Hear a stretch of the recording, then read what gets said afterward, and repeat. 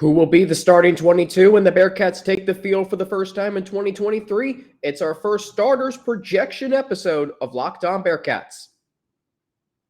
Our Locked On Bearcats, your daily podcast on the Cincinnati Bearcats, part of the Locked On Podcast Network, your team every day.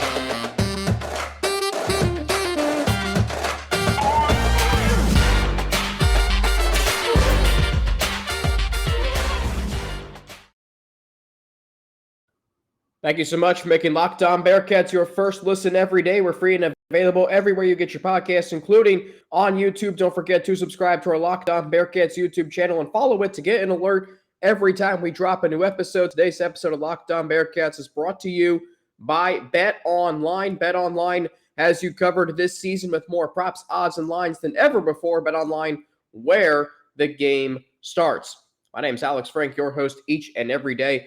Here on Locked On Bearcats, we're part of the Locked On Podcast Network, your team every day. So let's get right to it. We are going to project the Bearcats' 22 starters when they take the field for the first time on September the 2nd against Eastern Kentucky. So let's start with quarterback. I think it's going to be Emory Jones. I think the Power 5 experience that he has at Florida and Arizona State, I think his dual threat abilities, I think he's going to fit well with what Scott Satterfield and Tom Manning want to do on offense. I think Ben Bryant has his limitations. If he can't run, what is he going to do without any established receivers? Yes, he's accurate. Yes, he's experienced. But that could be for a backup role. I think Emory Jones is going to come out on top and win, as the starter. Come maybe the spring, I think the quarterback battle is going to go all the way through fall camp, though, right up until the season opener, like last year. Maybe not quite like last year, but definitely similar. So Emory Jones as the starting running back. So who's he going to throw the ball to? I'm going to go, the starting three receivers for me are going to be Donovan Ollie, Wyatt Fisher, and D. Wiggins. So two transfers, one who is obviously coming back from last year. Donovan Ollie increased his reception total every year. Washington State maxing out at 43, had 491 yards and 3 touchdowns in 2022 for the Cougars. D. Wiggins didn't play in 2022, but he had 7 touchdowns across 2019 and 2020. Wyatt Fisher, the only player on the roster who had a catch last year for the Bearcats, and that was a touchdown. He had a touchdown in the Wasabi Fenway Bowl. I think anybody could play their way into a starting role on this team. The wide receiver room is thin. Yes, it's got a lot of transfers like Ali Wiggins, Sterling Burkhalter. You've got your freshmen and Barry Jackson and Ty Perkins. You've got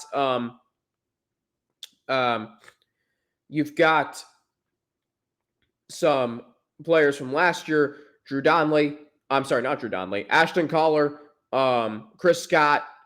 You have a lot of guys, but I think some experience will have the edge in filling out this lineup, like Wyatt Fisher and like Ollie and Wiggins, the transfers.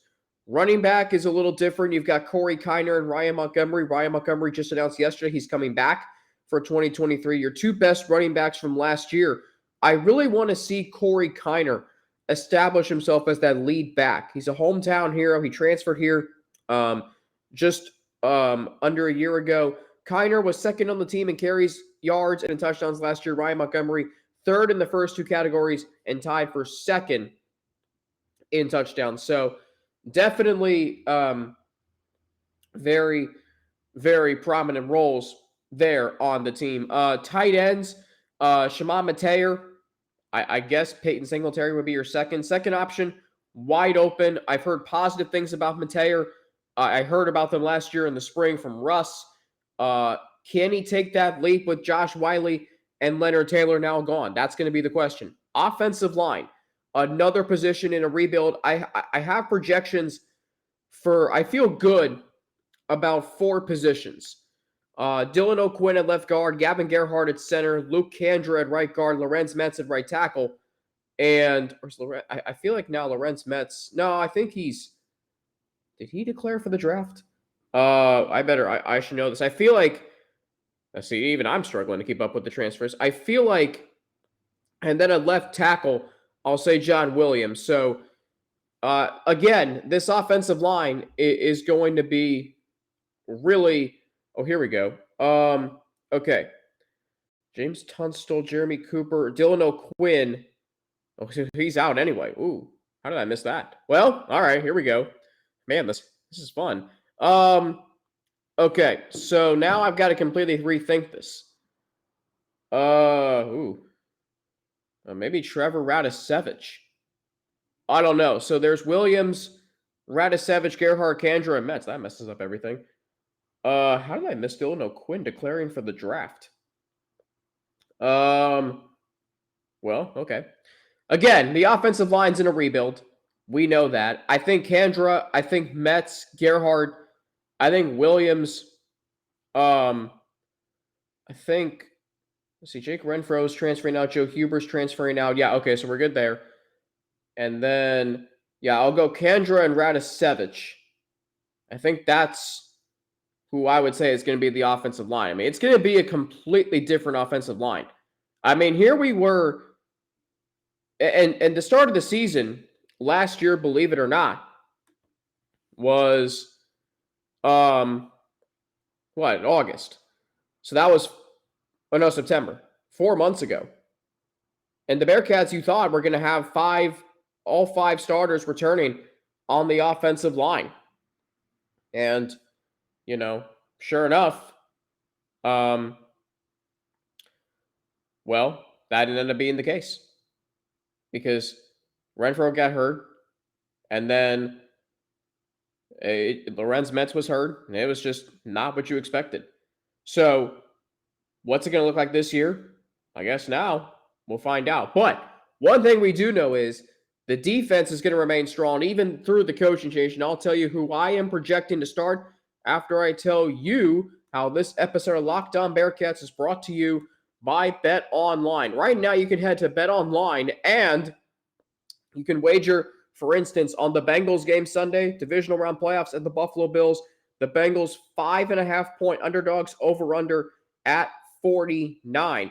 BetOnline.net is your number one source for sports betting info, stats, news, and analysis. Get the latest odds and trends for every professional and amateur league out there, from pro football to college bowl season to basketball and the World Cup. We've got it all at BetOnline.net. If you love sports podcasts, you can even find those at BetOnline as well. We're always the fastest and easiest way to get your betting info. Head to the website today or use your mobile device to learn more. BetOnline, where the game starts.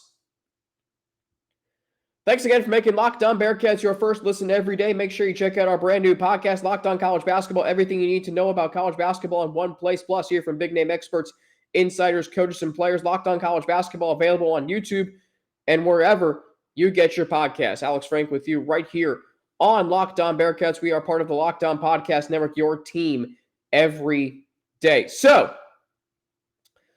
defense. It's gonna look similar. I'm excited to see, first off, the new defensive system. Brian Brown, new defensive coordinator, deploying the 4-2-5. Who is with 5 defensive backs on the field at all times. I think the defensive line, it could be a combination of Malik Vann, Dominique Perry, Jawan Briggs, Dante Corleone, Justin Watley, Eric Phillips. My guess it's going to be Malik Vann, Briggs, or Corleone, and then, of course, Daniel Greshik and Justin Watley. I think you're going to be able to, one thing that you're going to have this year that you haven't had in many other years is you're going to be able to have 2 defensive ends, and that's going to be able to create a better edge rush. And then you're going to have some beef in the middle with whoever you go with. I think what you're going to see is a lot more rotational. Remember 2019 when you had all those defensive linemen, Brooks, Ponder, Tuckey, Van, Pitts, Jabari Taylor. There was another one too, I feel like. But anyway, that's what it's going to feel like to me up front. That's going to be the strength of this defense. And linebackers, I mean, here's the thing. If it's 4-2-5, you only need 2 linebackers, Deshaun Pace and Jaheim Thomas. Perfect. Hometown heroes. They'll have to step up with the losses of Ivan Pace Jr., Wilson Huber, and Ty Van Fossen. Yeah, it's the onus is going to be on them. But I have confidence in Pace. I have confidence in Thomas. Jaheim Thomas really came on last year. Your secondary is going to look different. I think Byron Threats, I now I'm getting confused here too. Jeez. Threats is going to be a starter. That I do know. Our Morian Smith, he will join Threats at safety. Sammy Anderson Jr., DJ Taylor, and Taj Ward, I'm going to project them as the starters at corner. You've got experience, Power 5 experience. Taj Ward played the most at cornerback between him, Todd Bumpus, and Justin Harris last year, if you look at the stats. So I will say those guys start at corner. Special teams, Ryan Coe is going to be the kicker. I am interested in seeing if Christian Lowry or Carter Brown from Arizona State can give him a run, and then Rory Bell, the walk-on transfer from Temple, if he can give Ryan Coe a run for his money. Mason Fletcher's got the punter on lock. Long snapper is interesting. It's probably maybe a position you don't normally think about unless if it's the Bengals and Clark Harris. Tristan O'Brien or Kason Pfeiffer. I'll say Kason Pfeiffer there. So there you have it, the defense and special teams. All right, coming up, by the way, I should confirm.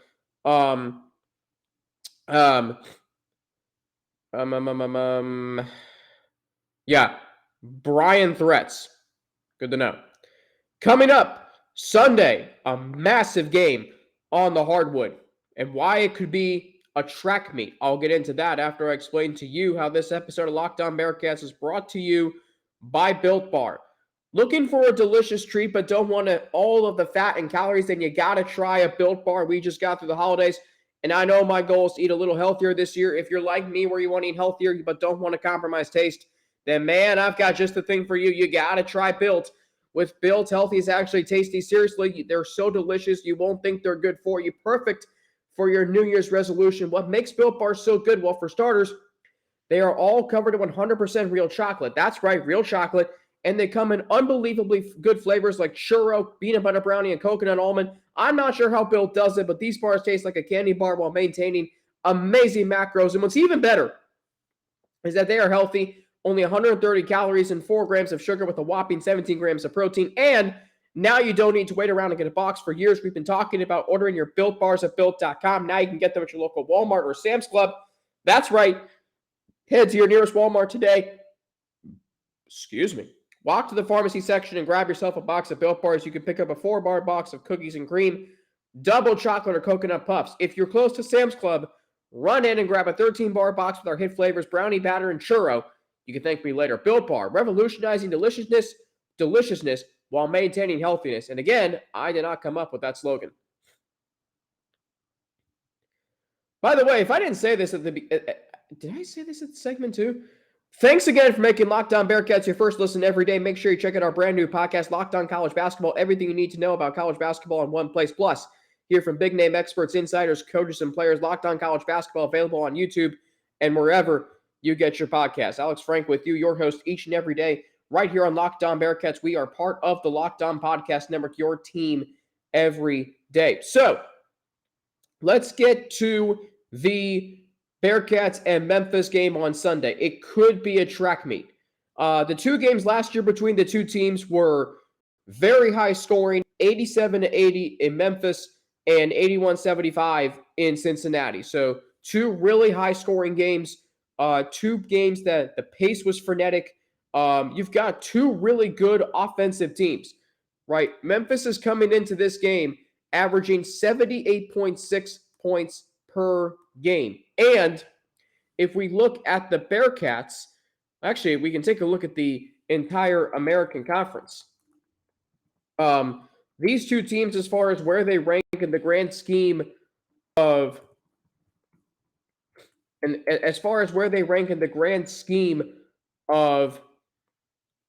offense, they're right up. I mean, they are right up at the top. And it's great to see the Bearcats offense at the top of the conference because normally they're not. That's not where they are. If we look at the team statistics for scoring, Memphis and Cincinnati are currently 2 and 3. Now, Memphis at the time of this recording last night had not played or were playing against Wichita State. But you've got Tulane, Memphis, Cincinnati, and Houston 1 through 4. Bearcats at 70 right now, 77.3. Memphis 78.6. So it's going to be a frenetic game. I really do believe that. Memphis has two really good scorers. Kendrick Davis at 21.2 points per game. He also has 104 assists.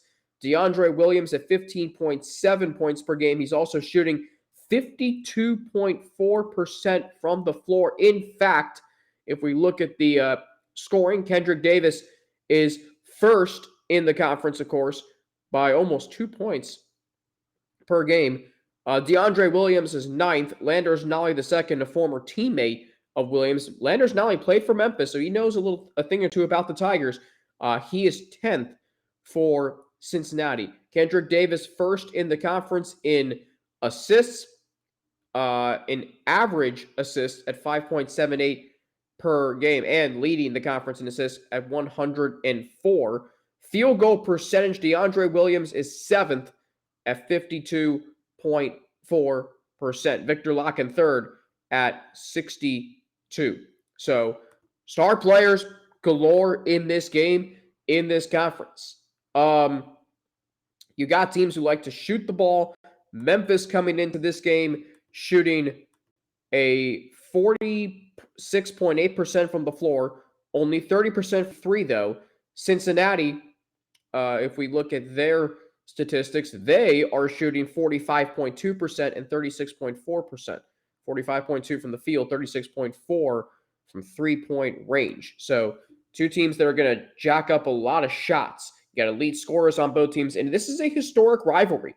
I mean, going all the way back to, 1992 when the Bearcats beat Memphis 4 times in 1 year, including the conference tournament and the Elite Eight to get to the Final Four. I'd like to see Memphis have their day in a Power 5 conference, maybe the Big 12, because I do feel like from a basketball perspective, this would be a great rivalry to see. I really do think that would be something that I would want to see. And maybe you would too, because we've seen a lot of great games between the Bearcats and Memphis. Obviously, in 1992, most recently, 2019, these two teams played 2 really close games. Bearcats were down 11 in the second half at Memphis before Jaron Cumberland took over the game late. The Bearcats won by 2 on their home floor later on that season. Logan Johnson with a steal in the final seconds to win the game for Cincinnati. 2020, there was the 92-86 overtime classic in Fifth Third Arena. Trey Scott had 25 points and 19 rebounds. Jaron Cumberland had a big and one in overtime. So Keith Williams did too. There was another, the senior day in 2021. I know that season was kind of, weird, but the Bearcats pulled within, I think, 2 late, and they, I think, lost 80-76, so a really close game there. Last year, they played 2 really good games. They'll play 2 times this year, so there's a lot on the line, and I'm excited to see how it plays out. It's a good rivalry for Cincinnati. Wes Miller 0-2 against Memphis. Can he find a way to beat Penny Hardaway? You got both teams fighting for at-large bids. Memphis is experienced with Williams, with Kendrick Davis, with Malcolm Dandridge, with Alex Lomax. So the Bearcats are experienced as well with DeJulius, Nolly, who knows Memphis well, having played for them. Jeremiah Davenport, we know he's experienced. He's got to play better, though. Victor Locken, Odi Oguama. So I'm excited to see this game. And we're really going to find out where the Bearcats are at after this game. I do think if the Bearcats win this game, they can afford, I don't want them to lose to Houston, but it will take some of the pressure off. It'll increase that margin for error. If they go down to Houston and play them tough, they're Houston's number 1 in the country. You go down there and play Houston tough, I think if you come out of this stretch 1-1, 15-7, 5-3 in AAC play, with still another road game at Memphis to go, and then you win out, I think you got a real chance. I think this Bearcats team, this is a critical stretch. Russ asked me on Wednesday's live room if this would be a signature win for Wes Miller. I don't know if it'd be a signature win, but it'd be a really good win. Maybe the best of his tenure with Cincinnati. Right up there with Illinois in the Hall of Fame Classic. Is that what it's called? Yeah. The Hall of Fame Classic in Kansas City last year when the Bearcats not only beat Illinois, but nearly beat Arkansas. That's the thing. they've played a lot of really good teams since then. Arkansas, Houston, Arizona, Xavier, Houston. They just haven't really broken through with that big win yet. Sunday could be the first of the Wes Miller era. And with that, we conclude another week here on Locked On Bearcats. Been a great week. Thank you for making us your first listen every day. Thanks to Russ Heltman. Thanks to all of you who listened to the live room, tuned in on Wednesday, had lunch with us. Means a lot. Support means a lot. So really looking forward to another week. Looking forward to this weekend. Enjoy it. We got the Bengals and Bills on Sunday, 3 o'clock. Bearcats in Memphis, of course, 1 o'clock on Sunday. Happy birthday to my friends Anthony and Gracie. A lot of birthdays. And I got shout-outs that I give shout-outs to on the podcast this month. So very excited about that. Thanks for making Locked On Bearcats your first listen every day. How about for your second listen, you check out our brand new podcast, Locked On College Basketball. Experts Isaac Shade and Andy Patton bring you everything you need to know on and off the court. Plus, hear from big-name experts, coaches, and players throughout the basketball landscape. Locked On College Basketball is available on YouTube and wherever you get your podcasts. For Locked On Bearcats, I'm Alex Frank. Have a great rest of your day. Have a great rest of your weekend. We're part of the Locked On Podcast Network, your team every day. I'm on Twitter at Frankie_Natty with 2 N's and an ATI. The podcast at Locked On Cats. I'm on Instagram, AlexFrank9_ and emailed alex3frank@gmail.com. Have a great rest of your day. Have a great weekend, and I'll be back here on Monday right here on Locked On Bearcats.